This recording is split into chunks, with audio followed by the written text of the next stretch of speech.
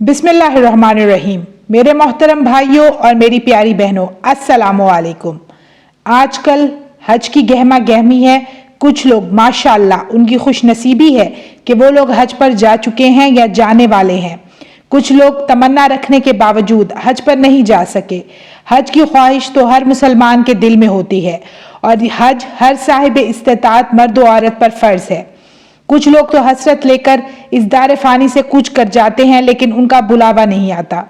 हजरत अबू हुरैरा रजी अल्लाह ताला अन्हो से रिवायत है कि नबी करीम सल्लल्लाहु अलैहि वसल्लम से किसी ने पूछा कि कौन सा काम बेहतर है। आप सल्लल्लाहु अलैहि वसल्लम ने फरमाया, अल्लाह और उसके रसूल पर ईमान लाना।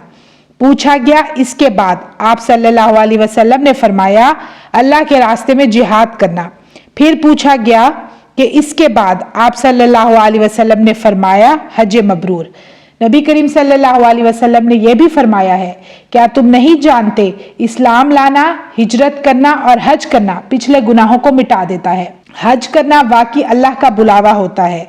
ये जिसको मिलता है वो खुश नसीब होता है। हाजी अल्लाह के बुलाए हुए प्यारे लोग होते हैं और ये जो मांगते हैं वो अल्लाह उनको अता भी करता है। ये अमल जो आज मैं आपको बताने जा रही हूँ, इस अमल की बरकत से अल्लाह पाक इंशाअल्लाह आपको बार बार उम्रे की सआदत नसीब होगी। इसके अलावा आपको हज का बुलावा भी ज़रूर आएगा। अमल इंतहाई आसान है। तशाहुद के बाद यानी अत्तहियात पढ़ने के बाद जब हम रब्बी जालनी या रब्बना आतिना पढ़ते हैं, उसके बाद आपने ये 2 आयात पढ़नी है। चाहे तो फर्ज नमाज में पढ़ें, चाहे तो नवाफिल में पढ़ें।